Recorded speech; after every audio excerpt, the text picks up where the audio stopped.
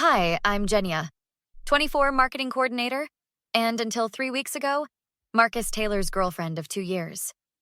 That relationship status changed the night I found texts from Cassie from work, lighting up his phone at 2 a.m. Classic, right? I was sitting at my usual corner table at Starbucks, laptop open and halfway through my second cold brew, when Vanessa Taylor's shadow fell across my keyboard. Well, if it isn't the heartbreaker herself, Vanessa said, her voice carrying through the Saturday morning crowd. Marcus's mother had always been overly involved in our relationship, but this was new territory. I looked up, forcing a polite smile. Good morning, Mrs. Taylor. Can I help you with something? You can help me understand how you're already dating someone new when you supposedly loved my son? Her manicured nails tapped against her purse strap. 2 years together and you're over him in what, 15 days? The cafe had gone quiet. At the next table, a girl around my age was pretending not to listen while texting furiously. I'm not sure what you're talking about, I said, keeping my voice level. And honestly, I don't think this is the place. Don't you dare tell me where I can speak to you, Vanessa snapped, her volume rising. Marcus is devastated. He can barely function, and here you are looking perfectly fine, already moving on with some guy from your office. I closed my laptop. Mrs. Taylor, I think there's been a misunderstanding. Don't lie to me. Tanya showed me the pictures of you having dinner with him Tuesday night, holding hands across the table like Marcus meant nothing. My confusion must have shown on my face because my coworker Layla chose that moment to approach from the pickup counter, 2 muffins in hand. Everything okay over here, Jan? Layla asked, setting a blueberry muffin in front of me. Vanessa's eyes narrowed. And who are you? Another enabler? I'm Layla, Jenya's friend and coworker, she said, extending her hand, which Vanessa ignored. And I was at that dinner Tuesday. That was Jenia's cousin Darnell, who's visiting from Atlanta. They're practically siblings. That's not what I heard, Vanessa insisted. And why should I believe you? The barista behind the counter, whose name tag read Miguel, called over. Ma'am, I'm going to need you to lower your voice or take this conversation outside. Vanessa ignored him, leaning closer to me. You know what? Marcus is better off without you. He told me everything about your relationship problems. That stung. What problems exactly? The ones where I caught him cheating with Cassie from accounting? That's a lie! Vanessa's hand suddenly swung out, knocking my coffee across the table and onto my lap. The iced liquid soaked through my jeans instantly. Oh my God! Layla jumped back, but Vanessa wasn't done. She grabbed my arm, her fingernails digging in. You ungrateful little... Miguel was already coming around the counter. Ma'am, you need to leave now. Don't touch me, Vanessa snarled at him before turning back to me. This isn't over. Nobody treats my son this way and gets away with it. That's when my phone buzzed with a text from my friend Zoe. Just talk to Marcus. You won't believe what he told me about his mom. She did what? Zoe's voice echoed through my apartment later that afternoon. Her curly hair bounced as she paced back and forth. I can't believe she put her hands on you. Tell me you're pressing charges. I pressed an ice pack to the bruises forming on my arm. I don't know, Zoe. It would make everything so much messier. That's exactly what she's counting on, Layla interjected from my kitchen where she was making tea. Women like Vanessa Taylor rely on others avoiding confrontation. My phone buzzed again. Marcus for the 5th time. I silenced it. What did he tell you exactly? I asked Zoe. She sat down across from me. So get this. After you broke up with him, he went crying to Mommy Dearest. Probably made himself sound like the victim. Classic Marcus, Layla muttered. And then Tanya, you know, his cousin who's always stirring up drama. She saw you with Darnell and immediately texted Vanessa that you were on a date, without checking facts, without considering that maybe, just maybe, you were having dinner with your actual cousin. The doorbell rang. Layla checked the peephole and opened the door to reveal Miguel from Starbucks, still in his green apron. Sorry to show up like this, he said, looking nervous. Your friend gave me your address. He nodded toward Zoe. I thought you might want this.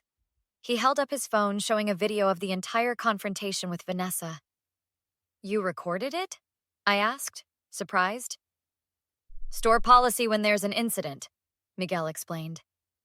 I was going to give this to my manager, but I thought you should have a copy first. And, there's something else you should know. He stepped inside, looking uncomfortable. The woman who confronted you? She's been in before, causing scenes. Last month, she threw a fit because her drink wasn't hot enough, and she made one of our new baristas cry. My manager had already put her on our watch list. So she has a history of this behavior, Layla said, exchanging glances with Zoe. Definitely. And we have that documented too. Miguel handed me a business card. This is our district manager's information. She said to call her if you decide to take this further. After Miguel left, my phone rang again. This time, it was a number I didn't recognize. Hello? I answered cautiously. Jania? This is Tanya, Marcus's cousin. Listen, I think I really messed up. Vanessa's been calling everyone, saying you attacked her at Starbucks this morning. She's saying what? I almost dropped the phone. I know it's not true, Tanya continued. Marcus just called me freaking out. Apparently his mom came home with some story about confronting you and you throwing coffee at her. She's threatening to call the police on you. Zoe, who could hear the conversation, mouthed, What the actual… Tanya, I interrupted. She grabbed me and spilled coffee all over me. There are witnesses and video. A long pause. I figured she was lying. Look, I'm sorry about the misunderstanding with your cousin. I shouldn't have jumped to conclusions. No, you shouldn't have, I agreed. But right now, I'm more concerned about Vanessa trying to turn this around on me. I get it, and there's something else you should know. This isn't the first time she's done something like this. She ran off Marcus's high school girlfriend by spreading rumors about her to everyone at church. And she got his college girlfriend fired from her job by making up stuff to her manager. After hanging up, I looked at the bruises on my arm, then at the video on Miguel's phone. Layla and Zoe were watching me expectantly. Well, Zoe prompted. What are you thinking? I'm thinking, I said slowly, that it's time someone finally held Vanessa Taylor accountable. The law office of Chen and Associates was sleek and modern, with glass walls and minimalist furniture. Andrea Chen, a petite woman with sharp eyes and an even sharper mind, reviewed the evidence spread across her desk. The video from Starbucks, photos of my bruised arm, screenshots of texts from Tanya and Marcus, and statements from Miguel and Layla. This is a solid case for assault and battery, Andrea said, tapping her pen against the desk. With the video evidence and witness statements, we could also pursue defamation based on the false accusations she's making about you. So what's the next step? I asked. We send a cease and desist letter first, documenting everything and demanding she stop the defamatory statements. Then we file for a restraining order. Andrea looked up. Are you prepared for her reaction? Women like this don't back down easily. The door opened and Andrea's assistant poked her head in. Miss Chen, Marcus Taylor is here asking to speak with Miss Williams. Andrea raised an eyebrow at me. I nodded. Marcus looked terrible. Unshaven, dark circles under his eyes. He hesitated in the doorway. Janaya, can we talk privately? Anything you want to say to me, you can say in front of my attorney, I replied. His eyes widened. Attorney? Come on, this is getting out of hand. My mom's upset, but your mom assaulted me in public, Marcus, and now she's telling people I attacked her. She's just protecting me, he said, running a hand through his hair. She thinks you broke my heart. Did you tell her you cheated on me with Cassie? Marcus flinched. It wasn't like that, it was just a few texts. At 2 a.m, I interrupted. For weeks. Look, I made a mistake, okay? I'm sorry, but getting lawyers involved? That's extreme. Andrea cleared her throat. Mr. Taylor, your mother physically assaulted my client and is now making false accusations that could damage her reputation and career. That's what's extreme. She's just emotional right now, Marcus insisted. She'll calm down. Like she did with your high school girlfriend? Or your college girlfriend who got fired? I asked. Marcus paled. How do you know about that? Tanya told me. Your mom has a pattern and you enable it. I can talk to her, he pleaded. Make this right. There's nothing to make right between us, Marcus. We're done. But your mother needs to face consequences for her actions. She's my mom, Jania, please. She should have thought about that before she put her hands on me. His face hardened. So that's it? 2 years together and you're throwing my mom under the bus? No, I corrected him. I'm holding her accountable for assault. There's a difference. You know this will destroy her reputation in the community? She could lose clients? Vanessa was a real estate agent, her face plastered on benches and bus stops all over town. Actions have consequences, Andrea interjected. Perhaps you should have considered that before coming here to pressure my client. Marcus stood up. I didn't want it to be this way. I came here hoping we could work things out privately. There's nothing to work out, I said firmly. Your mother made her choice. Now I'm making mine. As he reached the door, he turned back.